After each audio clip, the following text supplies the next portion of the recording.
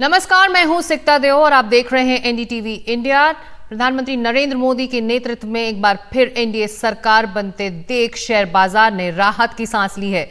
नरेंद्र मोदी लगातार तीसरी बार रविवार को प्रधानमंत्री पद की शपथ लेंगे। इससे निवेशकों के बीच अनिश्चितता के बादल छट गए हैं। हफ्ते के आखिरी कारोबारी दिन शुक्रवार को शेयर बाजार में जबरदस्त खरीदारी देखने को मिली। शेयर बाजार 4 जून की बड़ी गिरावट से पूरी तरह से उबर गया है। बाजार में शानदार तेजी देखने को मिली है। सेंसेक्स ने 76,795 का नया रिकॉर्ड बनाया है। सेंसेक्स 76,693 अंकों पर बंद हुआ। बाजार में 2% से ज्यादा की उछाल देखी गई। वहीं निफ्टी पुराने रिकॉर्ड हाई से 18 पॉइंट दूर रहा। निफ्टी 23,267 अंकों पर बंद हुआ है। 4 जून के बाद सेंसेक्स में 4,614 अंक की रिकवरी हुई है। 4 जून के बाद से निफ्टी में 1,406 अंक की रिकवरी सामने आई है। शेयर मार्केट ने तेजी का ये रिकॉर्ड कांग्रेस नेता राहुल गांधी के आरोप के बाद बनाया है। राहुल गांधी ने पीएम मोदी और अमित शाह की शेयर बाजार पर टिप्पणी को लेकर आरोप लगाए थे। आज अडानी ग्रुप के शेयरों में भी जबरदस्त उछाल देखने को मिली। अडानी एनर्जी के शेयर 2.01% बढ़े। अडानी पावर के शेयर 1.96% बढ़े। अडानी पोर्ट्स के शेयर में 1.88% का उछाल देखा गया। अंबुजा सीमेंट्स में 1.98% और एसीसी में 1.89% का उछाल। अडानी ग्रुप में भी सबसे ज्यादा बढ़ोतरी एनडीटीवी के शेयर में देखी गई।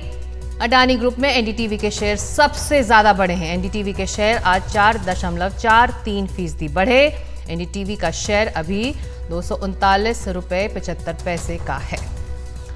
तो शेयर मार्केट को लेकर मोदी सरकार पर आरोप लगाने वाले राहुल गांधी के पोर्टफोलियो में भी उछाल आया है। शेयर मार्केट को लेकर मोदी सरकार पर आरोप लगाने वाले राहुल गांधी के पोर्टफोलियो में भी बड़ा उछाल आया है।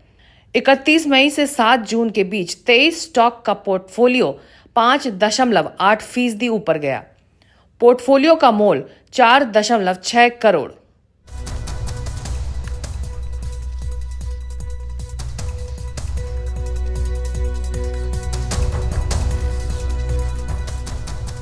और हमारे साथ इसी मुद्दे पर चर्चा करने के लिए 2 खास मेहमान रतन शारदा राजनीतिक विश्लेषक हैं और कुछ ही पलों में हमारे साथ होंगे पंकज मुरारका जो फाउंडर हैं रेनेसां इन्वेस्टिंग मैनेजर्स के। रतन जी, जो लोग शेयर मार्केट में स्कैम ढूंढ रहे थे उनको आज जवाब शेयर मार्केट नहीं दे दिया?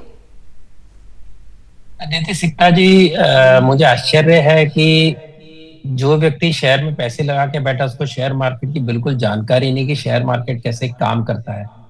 शेयर मार्केट भावना पे नहीं चलता। शेयर मार्केट सॉलिड रिसर्च पे, सॉलिड आकलन के ऊपर ही शेयर मार्केट चलता है। पुराने जमाने चले गए कि आपने इशारा किया और बाद में कहे तो मेरे दोस्त ने कहा मैंने ले लिया, उसने कहा उसने ले लिया, वो नहीं चलता है। और अगर बीजेपी की जीत के हालात में अगर शेयर बढ़ते हैं और राहुल गांधी के जीतने की खबर से शेयर गिरते हैं तो इसकी चिंता राहुल गांधी को होनी चाहिए कि इन्वेस्टर्स के अंदर उनका विश्वास क्या है। और आपको याद होगा कि अडानी के शेयर्स को गिराने के लिए जो झूठी खबरों का एक जाल बुना गया था, वो अडानी के शेयर गिरे, लेकिन क्योंकि मैनेजर्स को विश्वास था कि वो सही गिनतियां कर रहे हैं तो उनका शेयर वापस बढ़ा, वापस उसने कमाई करके दी। जो मैनेजर रखे जाते हैं उनका मैनेजर है इन्वेस्टर्स के पैसे को कमाकर देना। उसका काम ये नहीं है कि कभी राहुल आया कभी मोदी आया, उससे कोई लेना देना नहीं है। पैसा किसी का सगा नहीं है। आपको अगर यहाँ पर प्रॉफिट बुकिंग नहीं है तो लोग यहाँ से पैसे निकाल के अमेरिका ले जाते हैं। अगर अमेरिका में पैसे नहीं उठा के यहाँ लेकर आते हैं। और आप ये देखिए इतने वर्षों में जितना आउटगो हुआ एफडीआई का उससे देखिए इनफ्लो हुआ। तो 10 साल में अगर सेंसस की जो चढ़त है वो रिकॉर्ड चढ़त है, मतलब कुछ ना कुछ इकोनॉमिक पॉलिसी में सही हो रहा है जिसके ऊपर विश्वास है। लॉन्ग टर्म इन्वेस्टमेंट देखें तो एफडीआई आ रहा है जो कि फिक्स्ड कैपिटल में आ रहा है, और जो फ्लोटिंग पैसे आ रहे हैं जो शेयर्स और बॉन्ड्स में आ रहे हैं वो प्रॉफिट बुकिंग करेंगे ही। तो अगर ओपिनियन पोल में राहुल आते हैं और शेयर गिरते हैं और मोदी आते शेयर बढ़ते हैं तो इसकी चिंता क्रेडिबिलिटी की राहुल गांधी को होना चाहिए। और ये दावा, ये देखिए क्या है, शेयर मार्केट में लिखा होता है नीचे, all these are subject to market risk. ठीक है, उन्होंने अडानी को गिराने का प्रयत्न किया, उनके दावे खोखले थे, अडानी फिर चढ़ा। यहाँ पर जैसे मैंने कहा कि अगर आपको कमाई करके देनी है अपने किसी शेयर होल्डर्स को, तो इसीलिए नहीं वो शेयर लेगा बेचेगा कि उसको अडानी से या मोदी जी से प्रेम है या राहुल गांधी से प्रेम नहीं है। मतलब राहुल गांधी भी ऐसे शेयर लेते जो जी। डूब रहे हैं, उन्होंने नहीं लिए, उन्होंने प्रॉफिटेबल शेयर लिए। तो ये एक सिंपल मार्केट की कैलकुलेशन है, उसको राजनीति से जोड़ना उनकी एक इमेच्योर सोच का तो परिणाम है। रतन जी ये बताइए कि क्या कोशिश रही कि रिटेल इन्वेस्टर को डरा दिया जाए, या फिर शायद ये कि मार्केट कैसे काम करता है उनको समझ में नहीं आता? देखिए, एक तो मैं कहूंगा मार्केट कैसे काम करता है ऐसा उसके पास ऐसे उनके पास ऐसे मैनेजर नहीं है, तो उनके ये राजनीतिक चाल थी कि मार्केट गिरे तो कहीं देखो लोगों का विश्वास उठ गया इस सरकार से। आपको याद होगा जब मार्केट गिरी तो इन्होंने खुशियां मनाई थी, इन्होंने बड़े दावे के साथ इंटरव्यू दिए थे कि देखो देखो मार्केट गिर रहा है और ये देखिए हम्म। मोदी जी कुछ कर नहीं पा रहे, लोगों का विश्वास उठ रहा है। तो अगर गिरती है तो लोगों का विश्वास उठ रहा है, उसके लिए प्रेस कॉन्फ्रेंस करेंगे। लेकिन अगर लोगों का विश्वास फिर जमता है तो उसके लिए आप कॉन्स्पिरेसी बताएंगे। तो ये मुझे सोच समझ नहीं आई, ये राजनीतिक चाल थी। और मैं पक्का मानता हूं इनके पास ऐसे लोग हैं जिनको पता है मार्केट कैसे काम करती है। लेकिन राजनीति जब झूठ के बाजार पे चलती है, मोहब्बत पे नहीं चलती, जब राजनीति एक खोखले दावों के साथ चलती है, तो इस प्रकार की चीजें आपको देखने मिलती है। पंकज मुरारका भी अब हमारे साथ जुड़ रहे हैं। पंकज जी, आप इसी सोमवार को यूफोरिया था, एक्साइटमेंट था एग्जिट पोल्स के बाद, फिर ट्यूसडे को देखा कि एकदम से बाजार में अफरा तफरी मची हुई थी।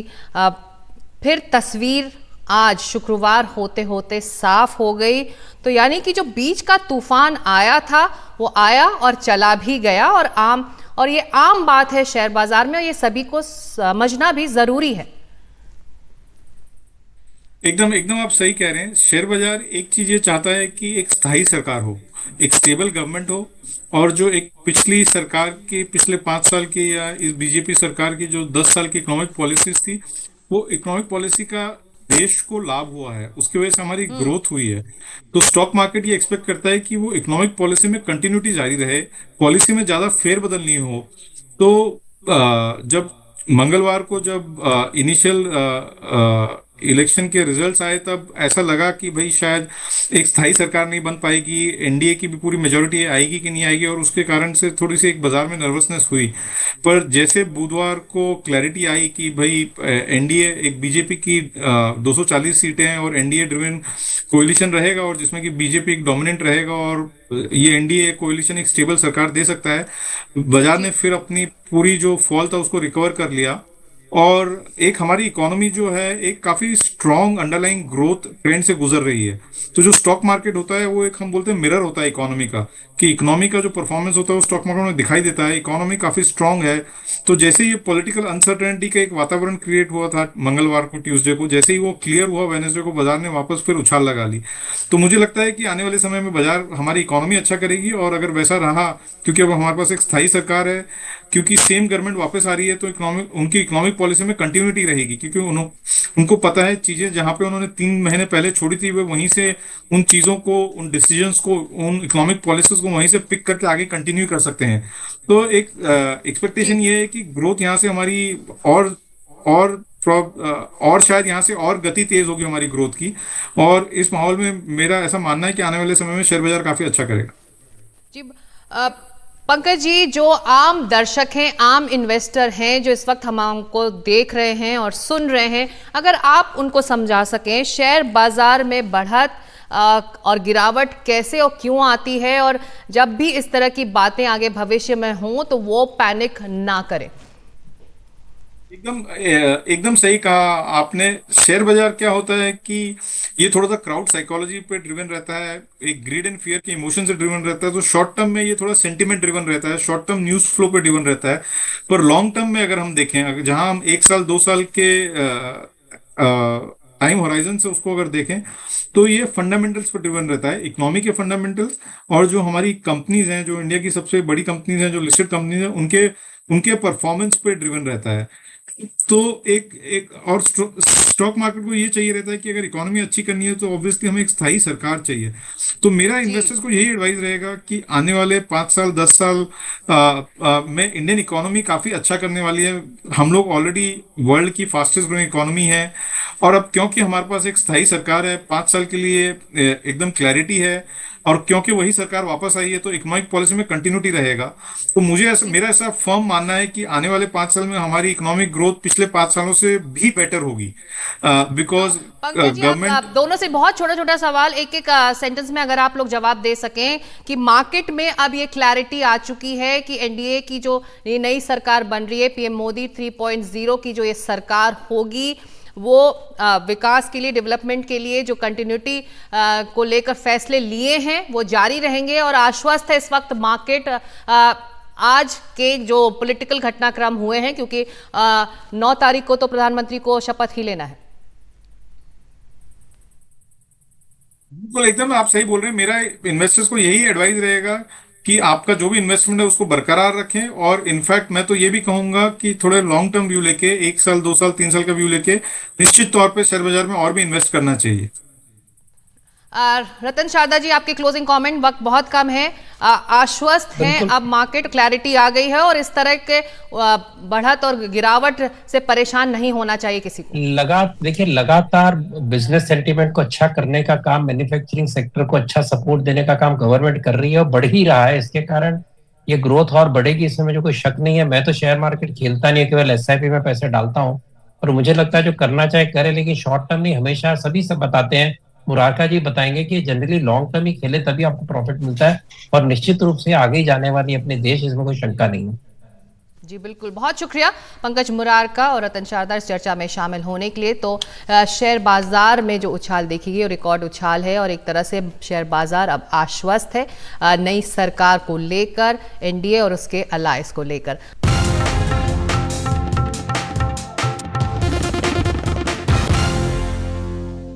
और अब शेयर बाजार पर खास नजर, एनडीटीवी से खास बातचीत में दिग्गज निवेशक विजय केडिया ने शेयर बाजार में घपले के आरोप को बेबुनियाद बताया है। साथ ही उन्होंने कहा है कि अब हमारा बाजार विदेशी निवेशकों के भरोसे नहीं है।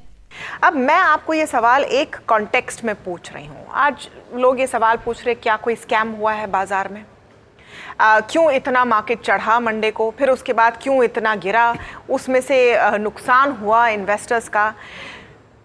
आपका क्या मैसेज है इसके लिए? क्योंकि क्या इन लोगों को ये समझ में नहीं आ रहा कि मार्केट चलता कैसे है, या एक कोशिश है कि आप रिटेल इन्वेस्टर को डरा दें?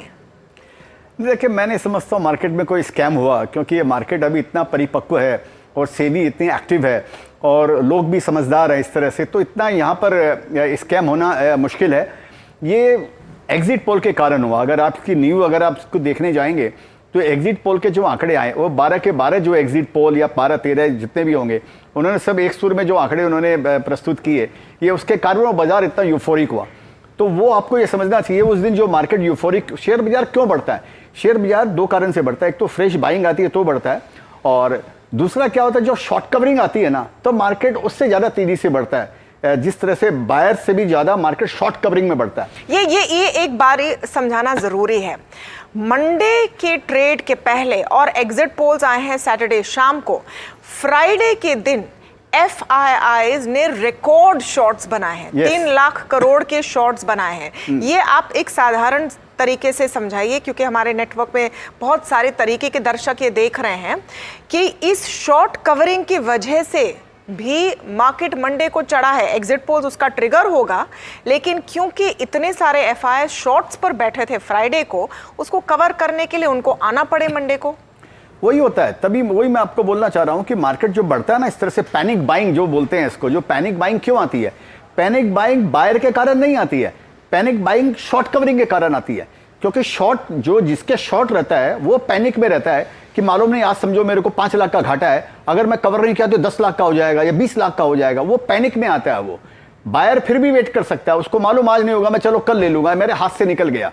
जो सेलर है, शॉर्ट सेलर है, वो वेट नहीं करेगा, उसको अपना हिसाब बराबर ही उसको करना है। तो मंडे को वो जो आप बता रहे हैं बराबर 3 लाख या कितने कॉन्ट्रैक्ट जो भी उनके शॉर्ट थे, उसके कारण ये मंडे को मार्केट बढ़ा। और तो इस बोलकर ये कोई स्कैम मेरे को नहीं लगता इसके अंदर में क्या स्कैम हो सकता है। ये शेयर बाजार में तो बाइंग और सेलिंग और शॉर्ट सेलिंग और लॉन्ग, ये तो यहाँ का सिस्टम है, ये तो यहाँ का नियम है। तो इसमें क्या इसके अंदर में स्कैम होने का है? नया कैश एलोकेशन कर रहे हैं इन बाजारों में या आपका एक फिक्स्ड है, क्या आपकी क्या स्ट्रैटेजी है? देखिए, मैं तो लॉन्ग टर्म इन्वेस्टर हूँ। मैं तो कोई शेयर्स लेता हूँ तो मैं तो उसको, कोई चाहे इलेक्शन हो या मानसून हो या कोई क्राइसिस हो या रिसेशन हो, मैं तो उनको बेचता नहीं हूँ। तो मैं तो उनको 5 साल 10 साल 15 साल के लिए रखता हूँ उनको। तो ये जो एग्जिट पोल आया उस पर भी मैंने कुछ नहीं किया, ये दूसरे दिन डिबेकल हुआ उसमें भी मैंने कुछ नहीं किया। आप ये पूरे हफ्ते कर क्या रहे थे? ये सब के बीच में आपने कुछ नहीं किया? नहीं, कुछ नहीं किया। आप क्या कर रहे थे फिर? मैं खाली एनडीटीवी देख रहा था। इसलिए बाय द वे एनडीटीवी के शेयर काफी अच्छा कर रहे हैं। Just by the way.